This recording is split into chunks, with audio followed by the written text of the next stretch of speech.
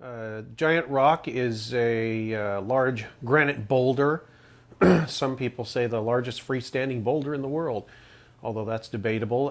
What's important about it, though, is that George Van Tassel leased the land next to Giant Rock starting in the late 1940s, and he was going to build kind of a dude ranch and pilot's fly-in area. So to that end, he actually scraped out a landing strip, poured some concrete foundations, and opened a little cafe. And he did that for a while because he was a pilot. He used to work for Howard Hughes. And in his retirement, he wanted to stay with the flying. However, in 1954, I think, or 52, I believe, sometime in the early 50s, he said he was visited by somebody who came in a flying saucer and invited him on board their craft. And at that point, he said he started communication with different space beings and races and things like that.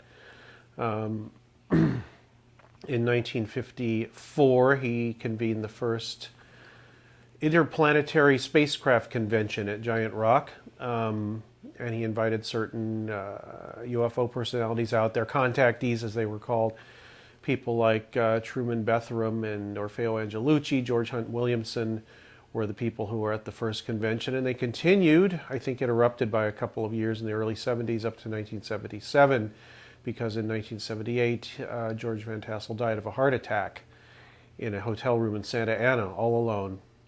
Too bad.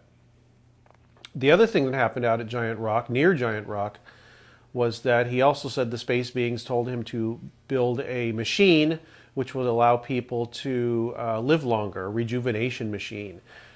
He called it the Integratron, and he used donations through the mail he solicited from various people to through his organization called the College of Universal Wisdom. He actually was going to build a college.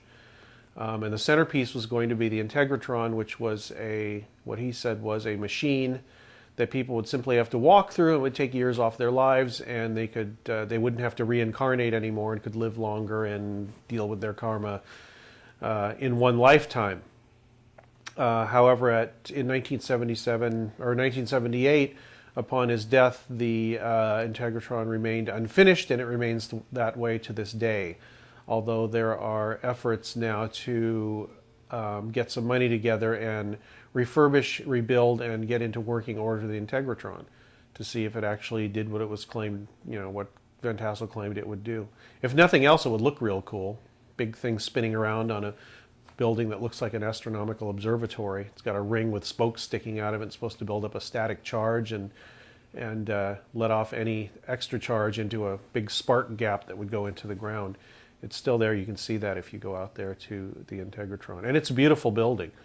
It's owned by two women right now who use it for private functions, and you can rent it. You can rent it, even have a wedding there if you want it, I suppose.